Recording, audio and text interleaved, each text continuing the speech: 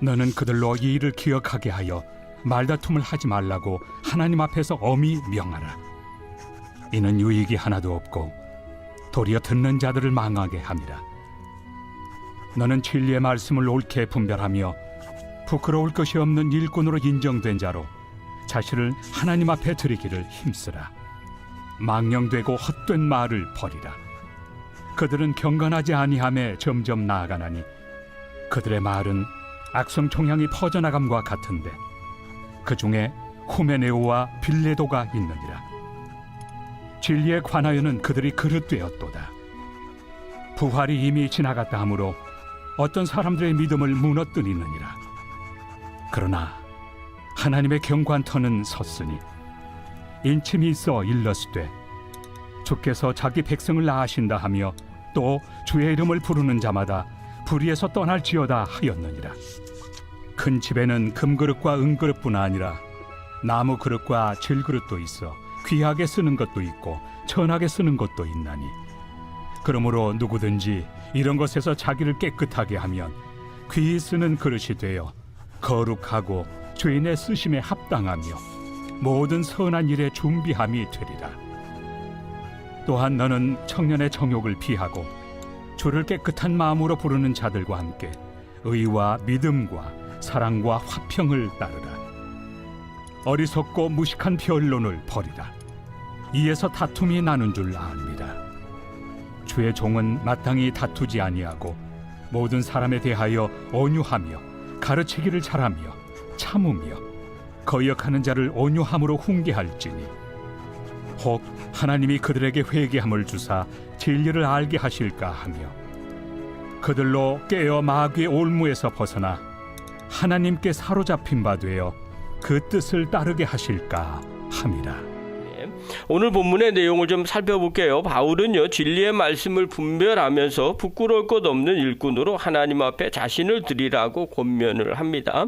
누구든지 자신을 깨끗하게 하면 귀히 쓰는 그릇이 됩니다. 또한 청년의 정욕을 피하고 어리석고 무식한 변론을 버리라고 합니다. 그리고 주님의 종은 다투지 않고 거역하는 자를 온유함으로 훈계한다는 내용이 오늘 본문의 내용입니다.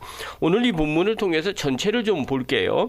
주님이 쓰시는 깨끗한 그릇이 어떤 그릇인가를 좀 살펴보기를 원합니다. 우리가 모두가 다 주님께 쓰임받기를 원합니다. 그런데 주님은 아무나 쓰지 않는 것 같아요. 그러니까 우리가 이 부분에서 늘 고민해요. 하나님은 모든 자를 사랑하십니다. 그러나 또 모든 자는 아닌 것 같아요. 이제 이 부분이 좀 딜레마예요. 그러니까 명제는 누구나 예외 없이 특별히 편견하지 않고 누구나 기회를 다 주시는 거죠. 하나님은 모든 자를, 그런 면에서 모든 자를 사용하십니다. 그러나 아무나 사용하는 건 또 아니라는 것을 말해주고 있는 거예요.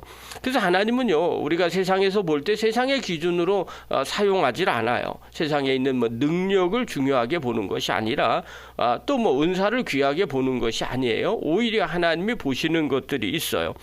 바울은요, 디모데에게 이렇게 말을 해요. 15절에 보면 너는 진리의 말씀을 옳게 분별하여 부끄러울 것이 없는 일꾼으로 인정된 자로 자신을 하나님 앞에 드리기를 힘쓰라. 그러니까 디모데에게 이야기하는 거죠. 사람이 해야 할 일이 있다는 거예요. 하나님이 나를 부르시고 했지, 나에게 나를 선택하셔서 쓰시겠지, 이렇게 수동적으로 이야기하는 것이 아니라 너가 먼저 하나님 앞에 드리기를 힘쓰라고 이야기를 해요.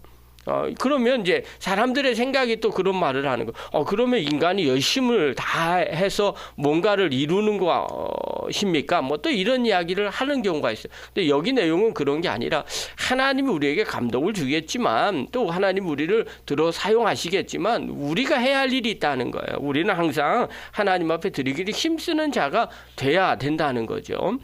그러면서 이렇게 주님 앞에 쓰임 받는 자, 어떤 자를 쓰기를 원하는가 하는 거예요. 성경은 분명하게 하나님이 얘기해요. 마음이 깨끗한 자를 사용하신다는 거예요. 명제예요. 하나님이 그렇게 선언하시는 거죠. 그래서 우리에게도 묻고 싶은 거예요. 너 드리기 힘쓰니? 그래요. 예, 하나님 앞에 쓰임 받고 싶습니다. 그러면 너 거기에 합당한 그릇이 되느냐? 쓰임 받기 합당한 그릇이 되느냐? 한번 생각해 보라는 거예요. 그래서 바울이요 디모데에게 복음 사역자가 어떤 자세를 가져야 되는지 본문 전체를 보니까요 3가지가 있어요. 첫 번째가 뭐냐면 14절부터 19절에 보면 말다툼을 좀 피하고 진리 위에 서라는 거예요. 그래야 쓰임 받을 수 있다는 거예요. 디모데가 섬겼던 이 교회 안에서요 헛된 논쟁이 많았어요. 대표적으로 후메네오와 빌레노가 있어요. 이 사람은 어떤 사람이냐면 부활이 이미 지나갔다고 주장을 하는 거예요. 그러니까 오실 주님, 부활하시는 주님을 기다리지 말라는 거예요. 그러니까 이 종말론에 문제가 있었거든요. 초대교회나 지금이나 마찬가지예요. 이런 이단 사상이 팽배해 있어요. 이것 때문에 사람들의 믿음이 무너졌어요. 그래서 바울이 단호하게 경고를 하는 거예요. 16절 보십시오. 16절 같이 읽겠습니다. 시작. 망령되고 헛된 말을 버리라. 그들은 경건하지 아니하며 점점 나아가나니. 자, 망령되고 헛된 말이라는 거예요. 이걸 좀 버려라. 그래야만 우리가 제대로 쓰임받는 일꾼이 된다는 거예요. 이들은요 경건하지 아니함으로 점점 나아가더라는 거예요. 아니 종말이 없으니까 주님 다시 부활하지 않을 거니까 그러면 인생을 어떻게 살아요? 오늘 즐겁게 살자. 그래서 이런 세상적인 쾌락 뭐 이런 쪽으로 나가게 되는 거죠. 여러분 복음의 일꾼은요 정말 교회 안에서 일꾼은 논쟁으로 자신을 드러내는 사람들이 아니에요. 어떤 분은 말로만 막 하시는 분들이 계세요. 말로는요 뭐 천국을 몇 번 왔다 갔다 했어요. 근데 정말 중요한 것은요 정말 그가 진리 위에 서 있는가, 그리고 정말 그가 깨끗한 그릇이 됐는가, 정말 복음을 증거하는 사람인가, 또 하나님의 영광을 드러내는 사람인가. 사랑하는 성도 여러분, 진리로 교회를 세우고 삶으로 복음을 살아내는 사람이 바로 주님 앞에 인정받는 일꾼이 되더라는 거예요. 바울은 디모데에게 그걸 권면합니다. 두 번째로는요, 너 자신을 보라는 거예요. 자신을 깨끗하게 하라는 거예요. 20절과 21절이에요. 특별히 20절 한번 봅시다. 읽겠습니다. 시작. 큰 집에는 금그릇과 은그릇뿐 아니라 나무그릇과 질그릇도 있어 귀하게 쓰는 것도 있고 천하게 쓰는 것도 있나니. 여러분 교회를 비유로 했어요. 큰 집이다. 그러면 큰 집에는 어떻게 해요? 다양한 그릇들이 있다는 거죠. 그것처럼 교회 안에는 다양한 사람들이 있다는 거예요. 그러면 뭘 갖고 판단하냐는 거예요. 하나님이 보시는 기준은 재질이 아니라는 거예요. 금그릇, 은그릇 이건 세상의 평가잖아요. 세상에서 많이 배우고 자본주의 사회니까 돈이 많으면 엄청난 것처럼 느껴집니다. 근데 그게 중요한 게 아니라는 거예요. 핵심은 깨끗함이라는 거예요. 21절에 보니까 누구든지 자기를 깨끗하게 하면 귀 쓰는 그릇이 된다. 이렇게 말씀을 하세요. 핵심은 깨끗함이라는 거예요. 하나님은요 똑똑한 사람보다 정결한 사람, 깨끗한 사람을 찾으시더라는 거죠. 능력보다는요 마음의 순전함을 보시더라는 거예요. 그래서 바울이 이야기한 거예요. 자신을 깨끗하게 해야만 하나님이 쓰실 수 있다는 겁니다. 그 다음에 세 번째는요, 정욕을 피하고 의와 사랑과 화평을 따르라는 거예요. 22절과 26절의 내용이에요. 22절 한번 봅시다. 22절 같이 읽겠습니다. 시작. 또한 너는 청년의 정욕을 피하고 주를 깨끗한 마음으로 부르는 자들과 함께 의와 믿음과 사랑과 화평을 따르라. 청년의 정욕을 피하래요. 그 다음에 주를 깨끗한 마음으로 부르는 자들과 함께 의와 믿음과 사랑과 화평을 따르라는 거예요. 여러분 사역자들에게 하나님의 일꾼에게 가장 무서운 적은요 외부의 핍박이 아니에요. 외부의 핍박은요 사람을 더 똘똘하게 더 이렇게 견고하게 모이게 합니다. 그런데 정말 중요하고 무너지는 건요 내면의 정욕과 교만입니다. 사람이 변해요. 그리고 사람의 마음에 욕심이 생깁니다. 그러면 첫사랑을 잊어버립니다. 처음 마음을 잊어버리는 거죠. 그러면 무너지기 시작을 합니다. 그래서 바울은 그 다음 이야기를 해요. 24절에 보니까요. 주의 종은 마땅히 다투지 아니하고 모든 사람에 대해 온유하며 가르치기를 잘하며 참으며 이렇게 권면을 해요. 그러니까 주님 앞에 쓰시는 사람은요. 청년의 정욕을 피하고 의와 사랑과 화평을 따르는데 그런 사람들은 어떻게 해요? 온유함을 갖고 있다는 거예요. 그래서 사람들을 세우는 사람이 된다는 거예요. 같이 있으면 분란이 일어나면 그건 반드시 문제가 있는 겁니다. 그런데 같이 있으면 자꾸 사람을 세우게 되는 거죠. 왜요?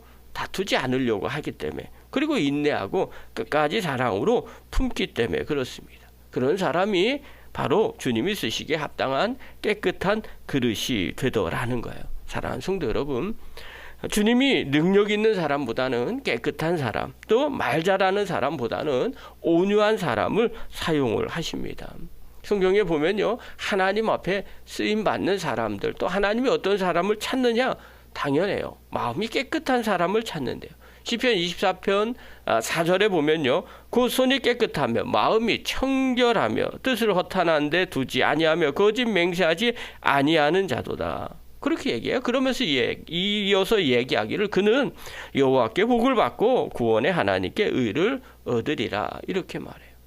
하나님 앞에서 마음이 청결하고 손이 깨끗하고 뜻을 허탄한데 두지 아니하고 거짓 맹세하지 아니하는 사람, 그런 사람이 하나님 앞에 복을 받는다는 거예요. 그 말은요, 하나님은 그런 사람을 찾으시더라는 거예요. 사랑하는 성도 여러분, 우리가 주님 앞에 어떤 사람을 하나님이 사용하시고 하나님께 영광을 돌릴 수 있는가? 다른 것이 아니에요. 우리의 마음이 깨끗한 사람이에요. 제가 옥하는 목사님 책을 한 권을 봤어요. 거기에 그런 내용이 나와요. 하나님께서 어떤 사람을 사용을 하시는가? 하나님은 깨끗함을 보는 사람, 정직함을 갖고 있는 사람, 그리고 완벽하지 않지만 회개할 줄 아는 사람, 그런 사람을 하나님은 사용하시더라는 거예요. 사랑하는 성도 여러분, 우리 안에 정말 하나님이 주시는 귀한 은혜가 있기를 간절히 바랍니다. 하나님은 오늘도 쓰실 사람을 찾고 계세요. 기준은 깨끗함과 충성이에요. 주님 앞에 우리의 마음을 향하고 깨끗한 마음을 가지고 주님 앞에 나아가는 자를 하나님은 지금도 찾으시고 또 그런 사람에게 은혜를 베풀어 주십니다. 그렇다면 오늘 하루 어떻게 할까? 우리가 깨끗한 성도가 되기를 바랍니다. 먼저 입술이 깨끗한 성도가 되기를 바랍니다.